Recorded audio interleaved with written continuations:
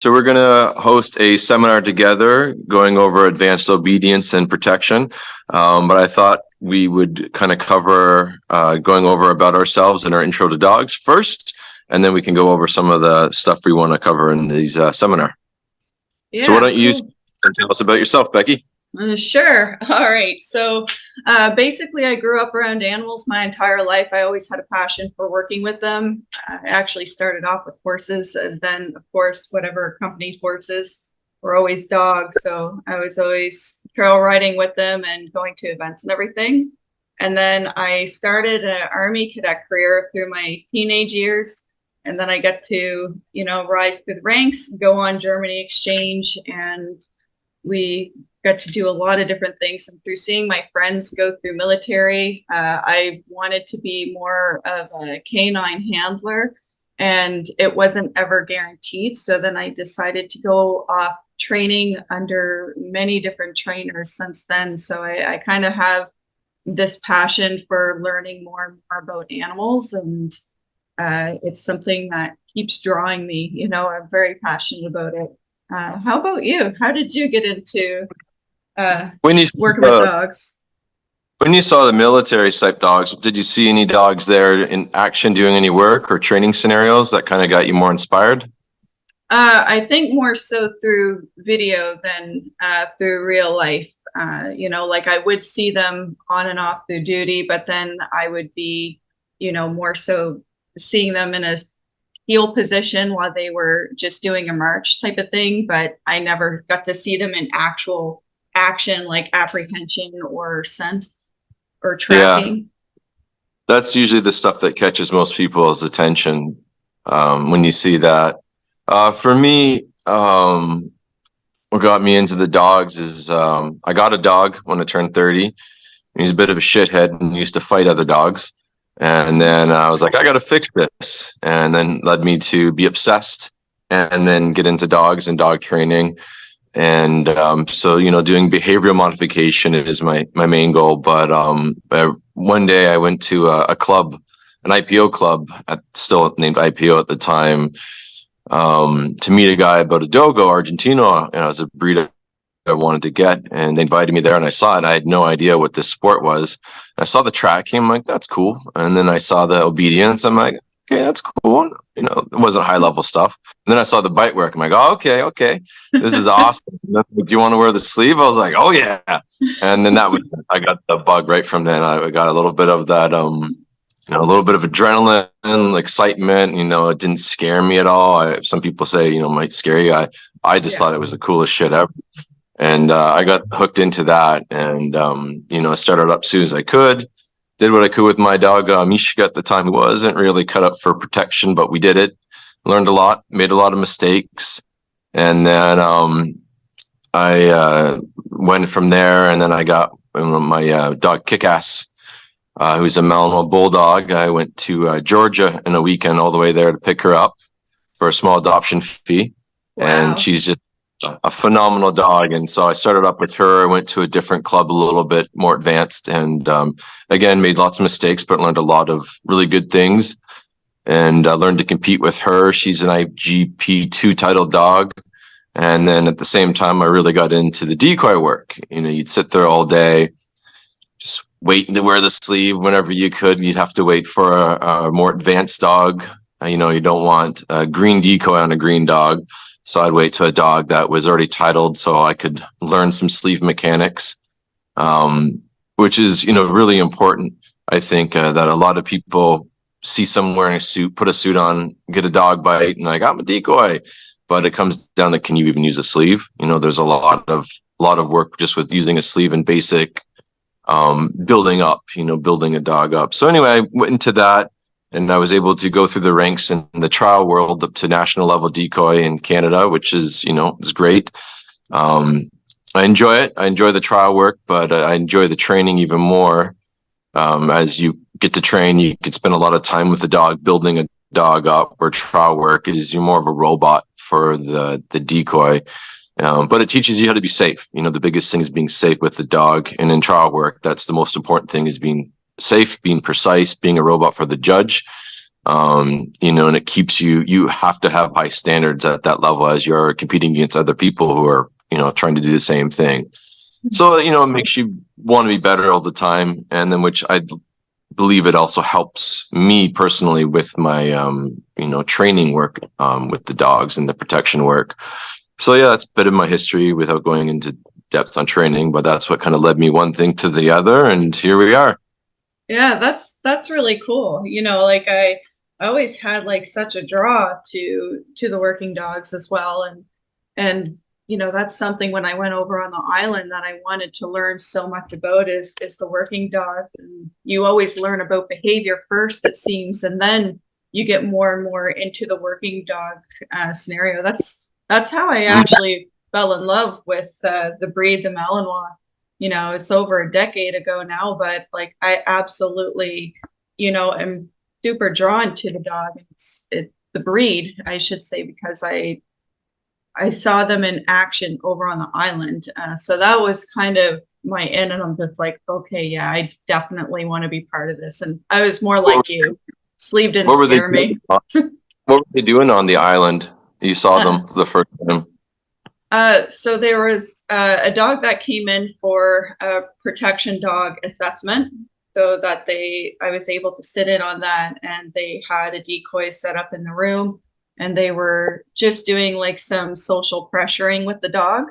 And so when the person came too close and the guy gave the command, then the dog would go after the decoy, but only under command.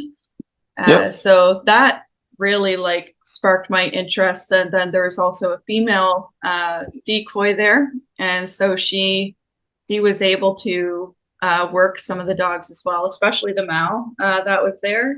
And just seeing like them in action is what kind of caught my attention. And that's it's the intensity. Like I saw the Czech Shepherd on the sleeve, and then I got to experience him on the sleeve because it was so close. And I mean, I'm not trained as a decoy, so they had the dog super close and doing a bark and hold.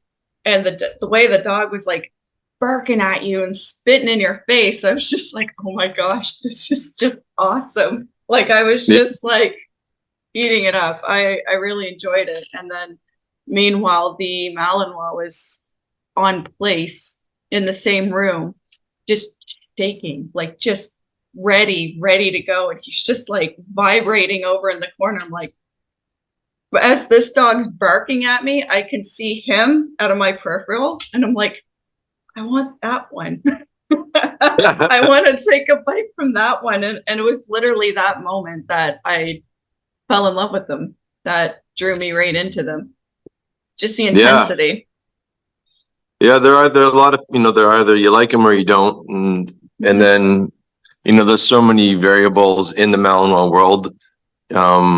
Me as a breeder too, is that, there's certain bloodlines that give you certain traits, or at least are aimed for those traits. You don't always get it, but you'll see so many variables. Goes like, oh, I had a Mal, and I'm like, well, my Mal's a little different than yours. And you'll have the French ring Mals, and they're very different than your NVBK Mals, and then those will be sometimes a little bit different than your KPV Mals. And of course there's variety in everything, but overall, you want a certain type of Mal for a certain sport or a certain application, and so there's different traits for different ones. And then it's just a never-ending tale once you try to learn bloodlines, and then you're trying to reach people like, oh, what was this dog known for, and what was this trait? You're talking to people in other countries about it, and it gets really addictive on it. And again, that's for me, the breed is, once I got into them, I got hooked. And I wasn't even personally like a Mal guy. I got Kick-Ass, who's the Mal Bulldog. And it's like, to me, she's the ultimate dog. She can do anything, any scenario I throw at her, she seems to be able to do, even if I haven't really properly trained her for it. She just is able to do it. And, she's probably my best dog ever. And then for me, I wanted to breed her at one point to get something from her, just for my next dog. And enough people were interested in her. So, I had enough people that would be like, if you breed her, I want something from her. So it wasn't just like a random thing. I spent over a year or two thinking about what mal I wanted to use, right? And I done a workshop once with many years ago with Ivan Balabanov down there too. I was working on her out. She had a real hard time with the out, so I learned a lot with him on the out, and he was like coming up with some kennels that have mals that I might like and stuff, but they were all FCI, and I was like, I don't care about that as much. I just wanted a really good dog, and so I kept looking for a year or two, and then I happened to see this dog posted Rex. I just seen this picture of him, and I was like, that's it. That's the That's the dog. dog. Yeah. Yeah, that's the dog. And so I offered to buy Rex, and the guy said, "Okay, we agreed to a price." And I'd seen some mals up here before, and they were cool. I've seen some that are more, different body structures and stuff like that, which was just not my thing. And then I seen Rex, and he was Ed, and I drove down to West Virginia with a friend of mine, Ian, to pick him up, and I'd never seen anything like that in my life. I got out of the car and I walked towards the kennel. He was up behind the house, and he looked at me from, I don't know, 200 feet away or something, like 100 feet away. Quite a distance. Yeah, and I saw him, and holy shit, I did a double step back, and just his presence, like, I'd never seen that before in my life. It made me double step back. I was like, holy shit, like, what is this? What is this thing? And I go down there and I look at him. He's just standing there, like, staring at me. And it goes to the corner of the kennel and pisses and stares at me. And then goes to the other one and pisses and stares at me. Oh, yeah. My buddy's like, you sure you want this dog? I'm like, well, we already drove down here. So, that was my first true mal, was Rex. And, he taught me a lot. You have to be very fair with a dog like him.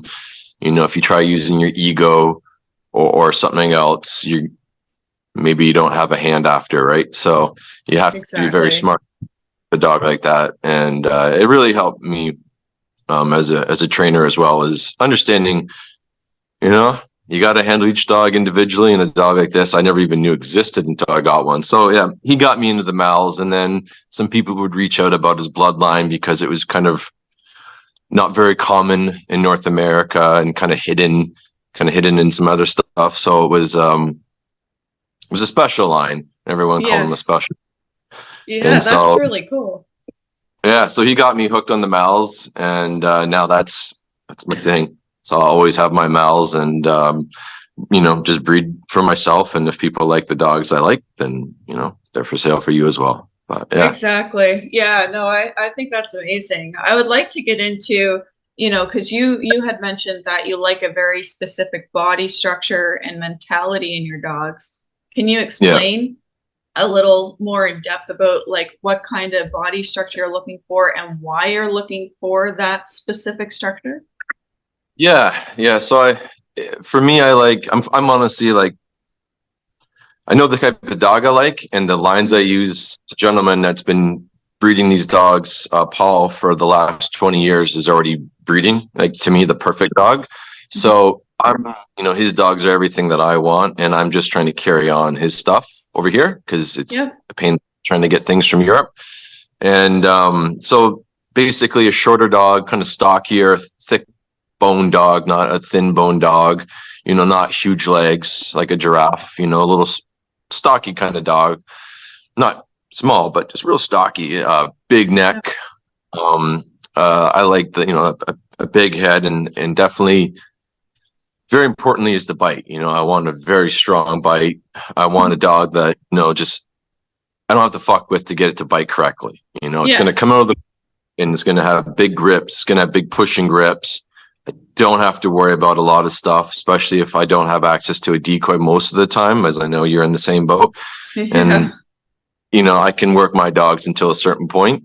And, I like that they do everything how I want. The other things as well, as I want that strong character.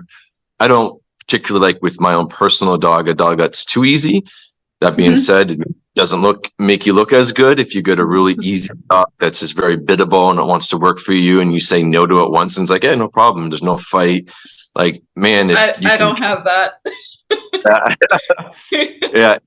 it can make you look really good, and you can do some Yeah. real cool with it. And you're like, man, you're a really good trainer, because you just, some dogs it's easy. I get bored with that, as I'm sure you do. And I like a dog that's more of a challenge and is going to test me a little bit and give me a little bit of grief. I mean, when I'm tired, sometimes I don't, but when I'm, majority of the time that's what I Happens. like. A little bit of a challenge, something a little different. And I like when I bring my dog out, it's different than everyone else. So Yeah. that's what I like. And, they need to be athletic. I need a dog that can jump correctly. Um, doing like your KMPV 6 foot wall, they need to be able to do that. Your meter jump. I don't want a big dog that can't jump. I also like them a little bit larger. Like Rex was 90 pounds. I don't expect them all to be that, but he's athletic. I like, 80 to 90, size wise for me is good. Yes. Yeah. Some people like smaller, and I get that. Some people just like a little bit bigger. And for me, that's what I like in the Mal.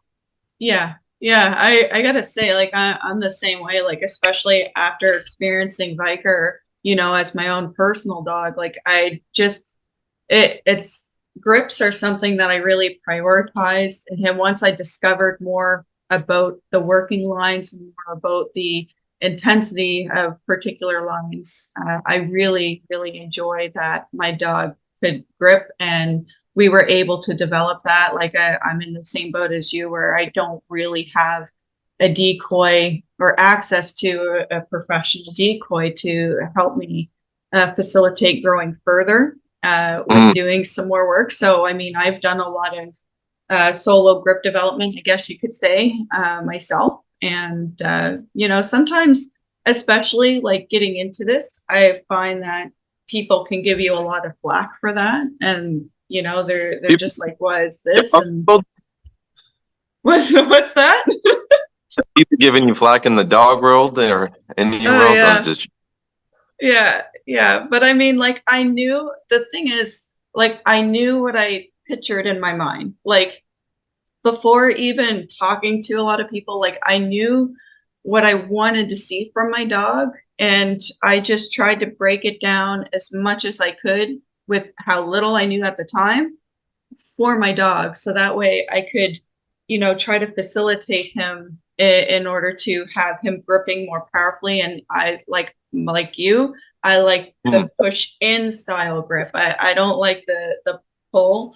I really like the push style grip. So that's something that really draws me into the dog and the character. So when you're choosing a dog, are you like, is grip your number one priority and then everything else after that? Or what would be your top priorities? Like when you're looking for your next ideal puppy, so to speak, what exactly are you looking for in terms of what you see out of a 7.5-week-old puppy, a 10-week-old puppy, that sort of thing? there's a lot of things. So I'm going to look at confidence probably as number one. I want that dog that's very confident. And for me, like, I like testing puppies my way. I'm sure there's lots of different ways to do it. I like to take the puppy and take it somewhere new that's safe. Even just a new place in my house, and it's never been, put it down and see how it reacts. Does it, tails like look like a scorpion, walk around like he's been there a million times before? Or is it kind of like uncertain and it stays like that? Or does it go uncertain but gets over it like in a second? I rank all those things in my head. I want the most confident one. That being said, before I go anymore, is that what you see at 8 weeks is not always what you see at a year. It can flip flop from shitty to amazing, or amazing to shitty, and vice versa, like all over the place. But usually confidence is first. I want to see, how is that dog biting on just a toy, and I judge every dog individually from previous stuff. So if something's not just perfect and I see some other things in the dog I really like, I might take a chance on it. I like a dog with a little bit of character, one that's going to give you a little bit of sass, as I mentioned, even as a puppy. I'm looking for that stuff. But I think confidence is the most thing, judging in a puppy. As an adult dog, I'm going to look at everything. as they go up. Some things that have set me off before would be like an environmental exposure to a dog. So a dog being, just going downstairs or going in a room it's never been before, and it was like spooked. I was like, ooh, Yeah. that's just gonna fly for me. Even if you're a monster on the grips and monster everywhere else, if that spooks you, then I don't really want to use those dogs for part of my breeding program. Yeah. So, there's no dog's perfect. So you have to kind of weigh the pluses and the minuses and make sure you have more pluses than minuses, and Yeah. make sure that minus is like something very small. So again, like you're going to look at the recovery rate on the dog. So if the puppy, again, goes somewhere new, gets over things Yeah. probably, or it got spooked by, I don't know, some loud noise, but it got over it in seconds versus it was shut down for a day, those are all things. So I look at everything when selecting a puppy. I'm hoping to get another dog soon on another breeding if it takes place. My plan's in the next couple months. And so hopefully I find something that meets all that criteria. And hopefully after it's done teething and it's around a year, it still meets that criteria. Yeah. Because Yeah, because you dogs just can never know. change so much. Like they hit that Yeah. final hormonal marker, and then it can completely change on a person. Yeah, absolutely. And it's for better or for worse. So I always tell everybody, like, I'm going to do my best to pick you a dog that meets your criteria, but it's a puppy. It may change better, worse. I don't know. But just like I always, everyone know, because sometimes they see too many reels on YouTube, puppies looking crazy, and they think these dogs are going to be crazy. And like a trick people will often use is they'll have all the puppies together chasing a rag, and they're all hanging off the rag together. And then, for me, that's why puppy one-on-one, because you put them all together and they have that pack mentality where they can work like little piranhas. And then you do it one-on-one, and some are not piranhas anymore. So Exactly. You see it a lot. Yeah. I mean, I know how to make a really good video that sells. I don't do it because it's not true, but I know the tricks. Exactly. Well, I think there's something to be said about being extremely true to your line, though, too, because you're actually evaluating the individual dog for who he Yeah. or she is. And I think that is so vital. Like if you're going to be straight with someone and doing business with someone, especially selling them a dog for what their needs are, what their lifestyle is, or if they're going into, protection sports, or if they're going into actual the line of duty, you can't be risking, say that officer's life by selling him the wrong dog. And like when you're talking police and military, like you have to have the right dog for them. Otherwise, it's not going to be any good on the street for them. It's not going to be useful, and then they've wasted a lot of time and money on something that isn't a match. Yeah. And some of mine, they've gone to I've got multiple dogs we've sold that are, doing on the streets doing work. And, some of them have gone to people that have raised them and then sold them to vendors, and those vendors have done the training and done that, or they've raised them and then they've gone straight to there. So I try to tell everyone again, what kind of dogs I have. And, sometimes the better dogs I have are, again, they're a little harder to handle than some. So I tell you, if you want like a super, super, super, super, super social dog that anyone can handle, and maybe my lines aren't for you. But if you want more of the one dog that's better just for like one handler, and once it is good with that handler, it's really bonded with that handler, but it's not going to be like, hey, just pass off to everyone.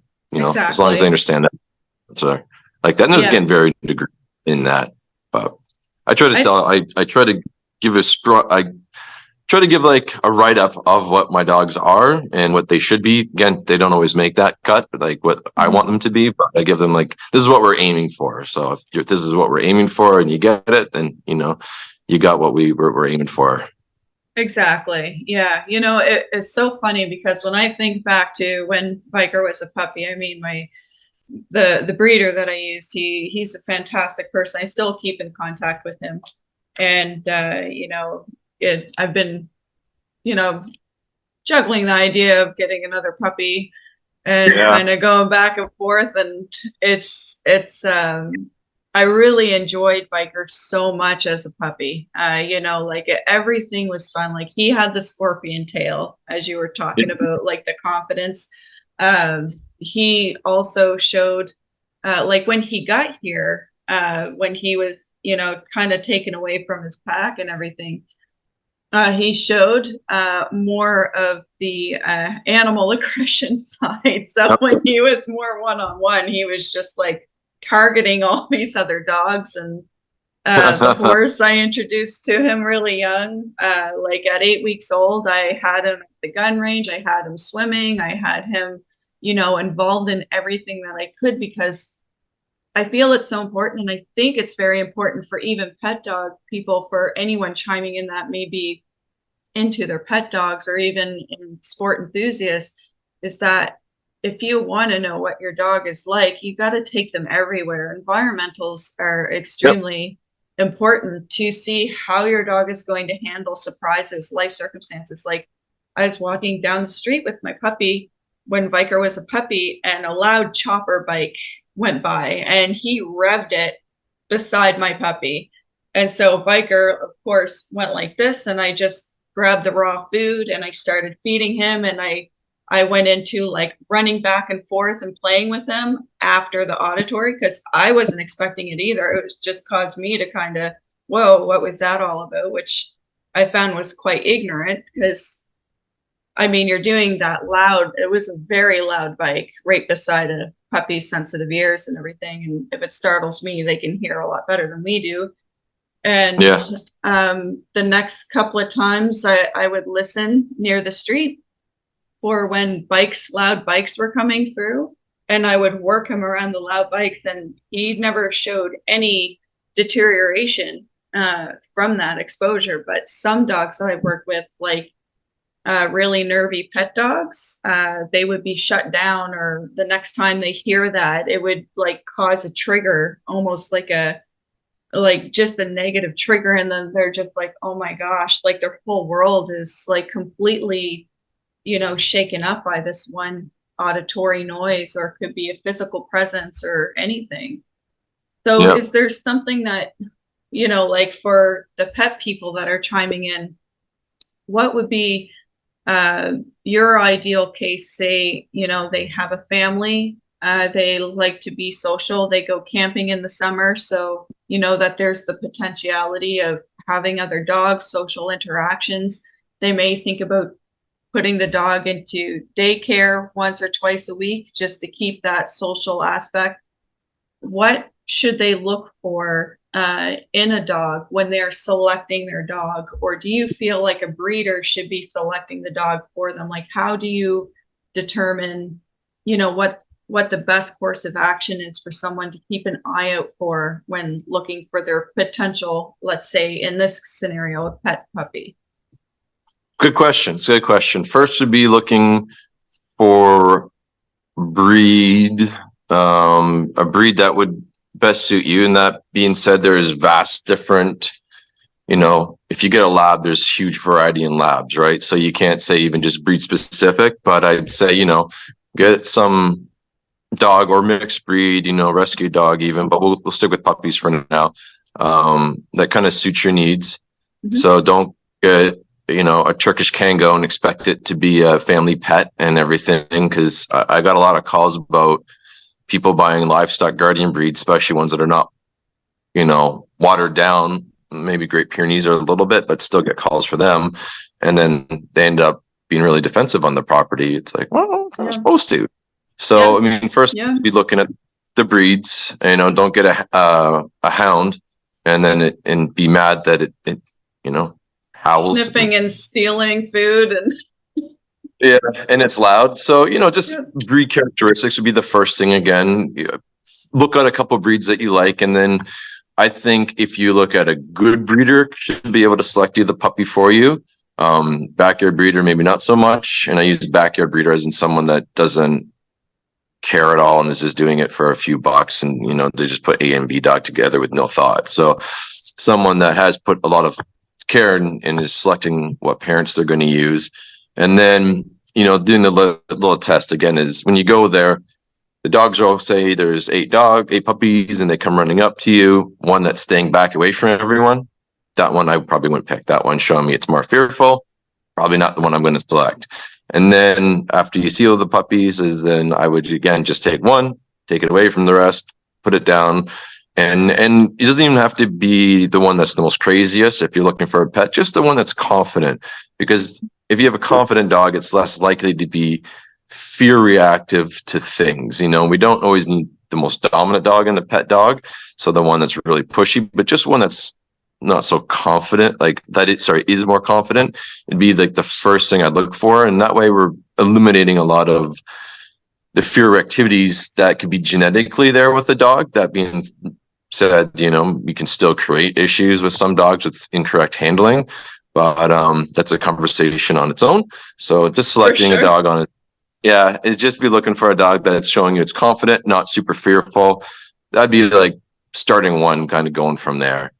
Definitely. And then, breed specific, most confident. I think those would be the first 1 and 2 things, really. That's the biggest things that anyone that doesn't know anything about dogs can see, really. It's just the ones that's from there. Yeah. So like making sure that you avoid the most dominant dog out of the pack, but also the most fearful or nervous dog as well. So you want something kind of like upper middle of the road type of thing for a pet home. Yeah, I think that's the best thing. Again, going with the breed that you're looking for, but though that would be the most important things I would look for if I was selecting like a pet for a friend of mine or a family, whatever. I'd be looking for those characteristics, and then I'd get a little bit more in depth in that. But just for anyone that doesn't look for 20 different things that I'm looking for, like those would be the top 2 things to look for when selecting a dog for your pet from a puppy.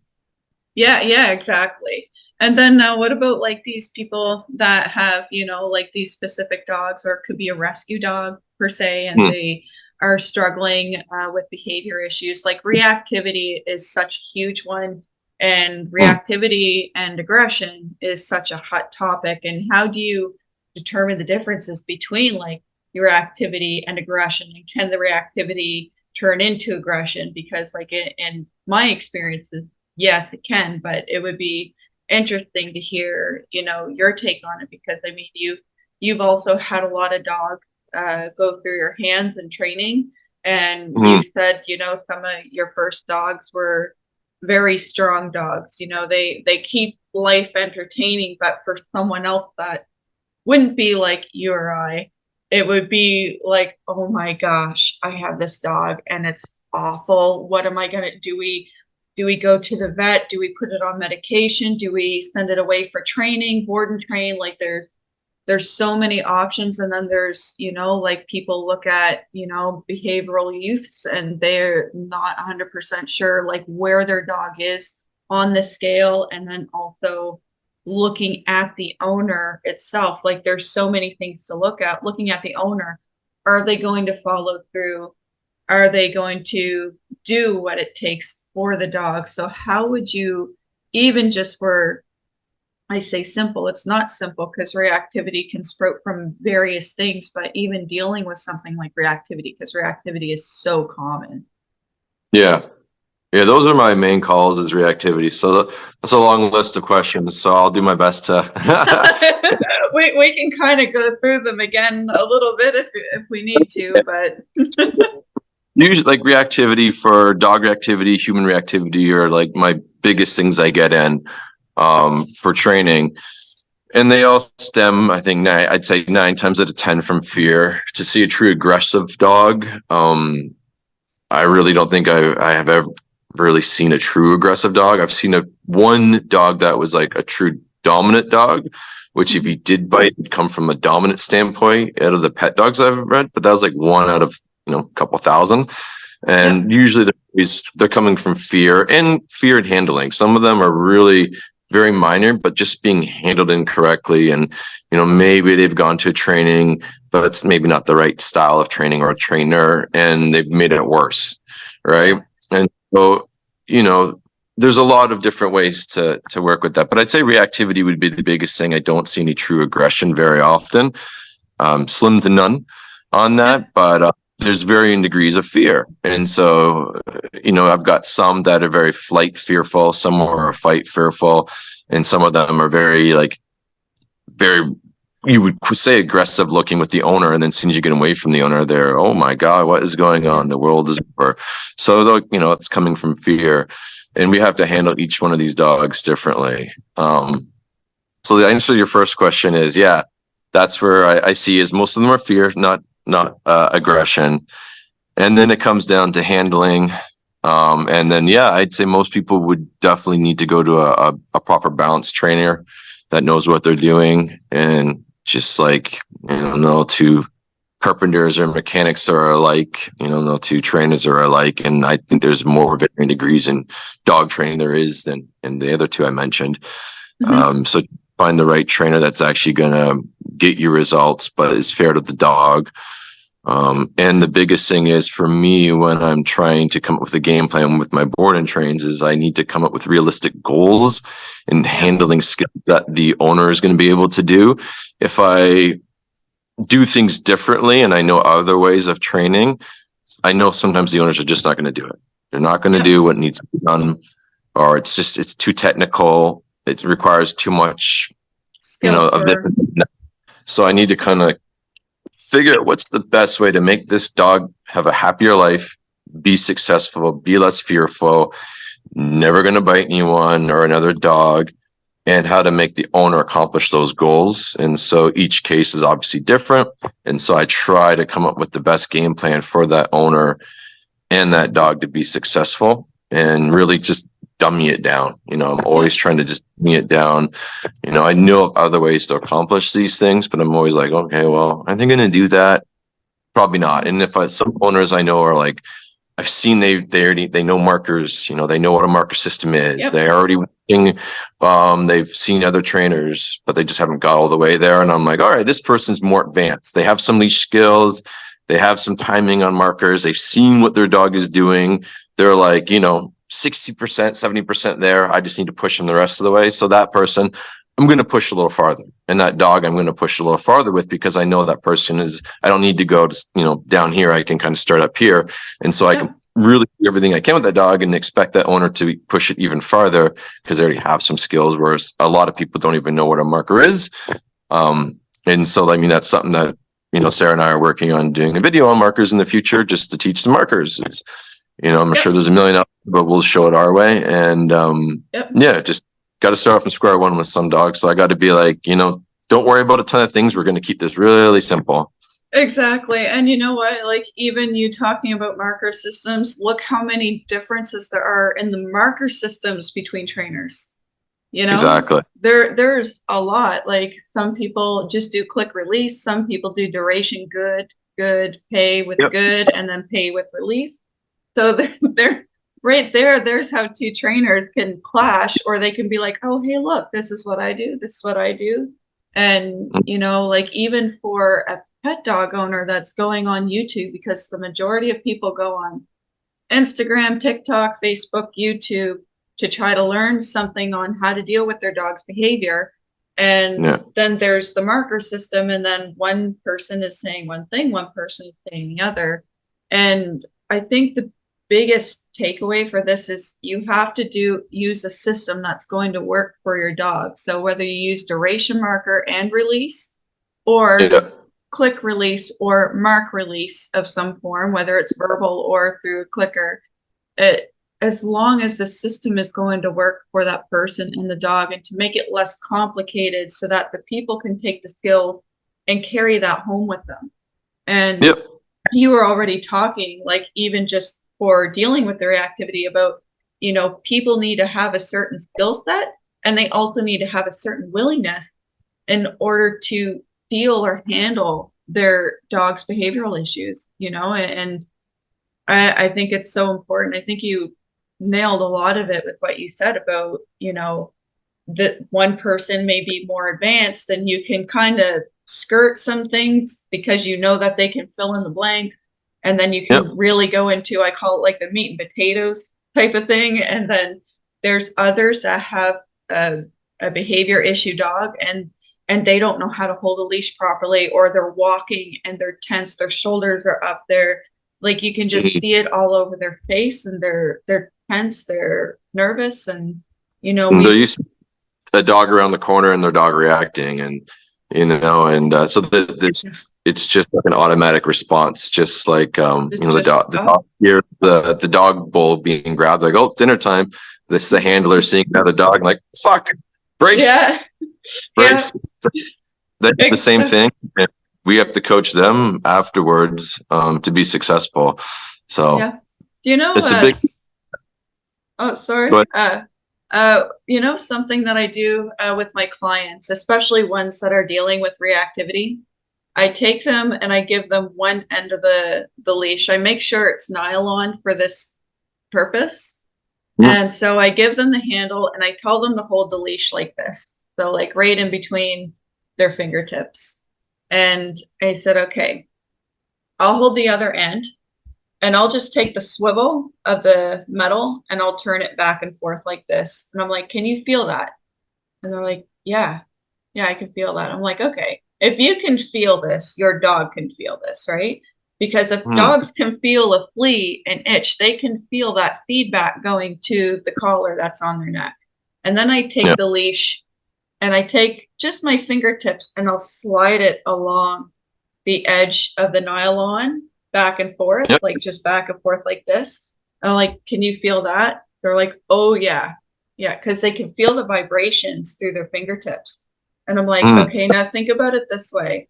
When your dog sees another dog and you go like this, the dog feels everything. And, you know, dogs are so sensitive, they may even be able to feel your pulse through that leash because you're yeah, gripping it so tight with like white knuckles.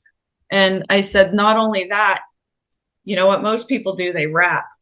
So then yeah, the dog is feeling that all the way yeah, through, and that becomes a cue for the dog to get in this fire zone. Like, what do we do in protection? We grab yeah, them by the flat collar or the harness and say, pike up, we're ready to yeah, go.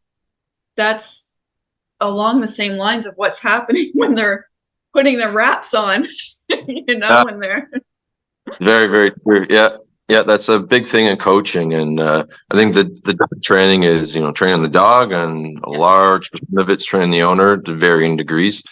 So that's what we need to do to make them be successful with the behavioral stuff. And then when it comes down to the obedience stuff, I switch hats a little bit when I do that because yeah, it's a different ball game.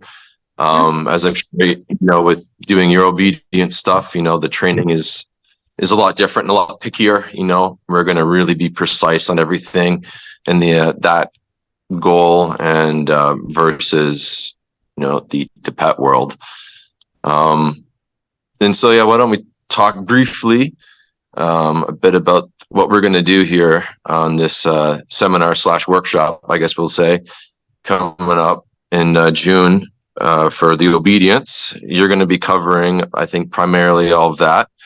mm-hmm. And, I'm in here and there if I have something useful to say, but I'm sure you're going to have Oh, of plenty of things course. on obedience. And then I'll do the protection. Mm-hmm. And again, unless you have something to chime in there, Of course. but I think that's what we'll cover. I don't think we'll have time now to really go in depth on many of those things, but basically, do you want to give a brief summary on some of the things you want to do on obedience? Of course, it'll be a seminar/workshop kind of thing. So we will Yeah, go over all your, but we'll keep it open that someone comes in with, a lot of times they come in with a problem. They don't have like a fresh dog. And yeah. so we're going to troubleshoot in your system. Exactly. Yeah. So I think it's really, I think what we're going to offer is going to be a lot of fun, number one, because we want to keep it as light on theory as much as possible.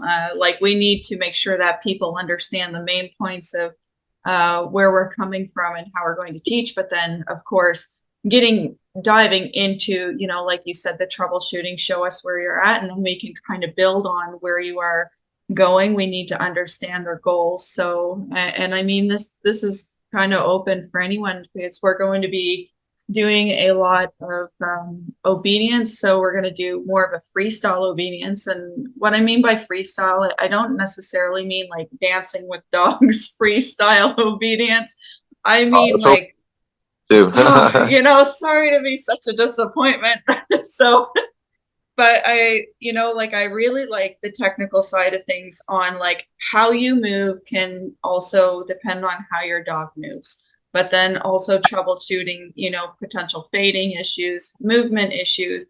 And I like the technical side of things about like, how does your dog fall into the heel? And then, if you're technical with your freestyle, if we are going into more on the protection side of thing, like protection sports, like you're well educated in, is just being able to take that freestyle, how can we turn it to competition? How is it useful in competition? And how can we blend, some of those systems together so that people can get, the highest outcome for this workshop. So I think that's really good too for troubleshooting at the sports stuff, like dogs foraging or crowding, stuff like that would be really useful. And what's also kind of nice about doing the freestyle stuff, and even if you're not doing production sports, is if you have a energetic lab that's never going to compete in that stuff, but you want to have fun obedience, and you exactly. have you want to burn off energy and build your bond, enhance your relationship, doing some obedient stuff that you're definitely going to cover would be great for any dog with any kind of drive. Yes. For that, even double dogs we can work with to build up drive, and that's a game in itself. So I think exactly, yeah. It will work for anyone that wants to do protection stuff, personal protection sport, or that wants to just bring their Dalmatian and do some obedience with that. Exactly. Yeah, no, I think it would be a lot of fun because like this is how we can get into like, training durations. We can go into technicals because in obedience and protection sports, you need energy. So how can we bring up the energy? How can we develop the drive? Like these are all things that we're going to troubleshoot and help people target in as well. But also flat dog. I hate seeing a flat dog that's probably been compulsion trained or just not, it's just flat. You're asking too much too soon. So I think those are really good things that you'll be able to help people and build that drive to have that dog that wants to do high level obedience and enjoy it and look fancy while doing it so you can to your neighbors. yeah, exactly. Like, what is it like? Healing is like a business card in some ways. One of my trainers said before. So it's kind of nice to have a dog that you can pop out of the vehicle and put in a nice, even if it's a street heel or focused heel, whatever your purpose is. It can be for various backgrounds. And then of course I've done my own solo bite development, and you've done your own. yeah, exactly. So then that moves on to the protection side of things, like your IPO and your competition obedience and protection and bite and your troubleshooting and push versus pull. Like you've done so much in that area. And for the other part of the workshop, I think it's going to be vital for anyone that is looking into those areas on troubleshooting and pros and cons of bite work, doing it yourself, all those things. So those things will definitely can go in depth on each one. Pros and cons of doing it yourself, what dogs you can do it with, what dogs you can't. Going over your, as you said, your push grip or pull grip, generally only one sport wants the one, and that's fine. So, anyone that is doing IPO or doing a PSA or doing personal protection or any of the above, I can teach the dogs in every one of those as I am proficient in them both. So we can cover all those things and what the dog's doing. Or again, some people that just have a dog that's never going to compete, but just wants to have fun, a fun outlet of burning off energy weekly with just fun tug. It's a dog that's never going to grab a hidden sleeve, or even a suit maybe, but it's going to have fun tugging on the sleeve and having a good outlet. And again, building that bond with them. So these are good things that, we can go over. And there's varying degrees, because some people will see the protection sport and think they're making a dangerous dog, when usually if we're doing it, we're doing a dog that has the genetic capability of doing it correctly and is more safe from being trained than the dogs are getting for behavioral training. These ones are a lot safer, more and held to a higher standard. So even the people that are wanting to do just burning off steam with their dog and having fun, because that's all it's ever going to be. There's nothing wrong with that. It's awesome, and I applaud everyone for looking for outlets for their dog to have fun. And the dog is that they have a Malinois, and they just they have a little bit of time a week that they can burn off some steam doing some tug with, and that's fun. I like that too. Yeah. And if someone wants to go to the highest level of the sports, then we're gonna we're going to put on our hat for that too, and we're going to make sure that thing, and we're going to hold the handler to a higher standard to make sure that dog does everything correctly, and the handler is doing everything correctly as well. So we'll have varying degrees on what we'll do, depending what the person needs and wants. Yeah, I think it's going to be a lot of fun, to be honest. It'll be nice to work with you in person, and then it'll also be really nice to have people, like-minded people involved, and very driven themselves, wanting to do what's good for their dog. And I think it's going to be nice. The only rule we have is keep your ego at the door. Everyone's there to have a good time, have fun, and that's the only. Yeah, no, that's really good. That's very fair. We did cover a lot of different subjects today. It was really, really nice, talking with you and kind of seeing a little more of your standpoint, your view. And thank you very, very much for your time. I'd like to ask it, if anyone is watching this, what other subjects would they like to hear from us in the future going forward? They got a little bit of feel for our backgrounds, and it's very evident we both absolutely love dogs, and we love working with strong dogs as well. So if there's anything that people would like us to talk about in the future, I mean, we're not opposed to doing another podcast together, and we can even go more in depth into something, so. Absolutely. If any questions anyone has or wants us to cover, we can touch on any of those, and then also go in more in depth what they would like, with something we haven't mentioned or something that we did mention that they want to go over, especially in seminar in person. So we know any scenarios that we want to make sure we can cover fully. Absolutely. So if someone wanted to reach out to you personally, what's the best way for them to get in touch with you? Go to our website, completekaninecare.ca, and then just contact us. There's a little button there, and that should get you the email thread that goes to my wife, Sarah, who handles all of our communications. You don't want me to handle that. I'm only good with two, maybe a sentence at most, so she'll do that talking. So anything to reach out or any questions, just completekaninecare.ca. Okay. And yourself? Awesome. Yeah. So BK9, like as in Bravo Kilo 9.ca for myself, BK9.ca, or people can find me on Instagram as well at BK9.Becky.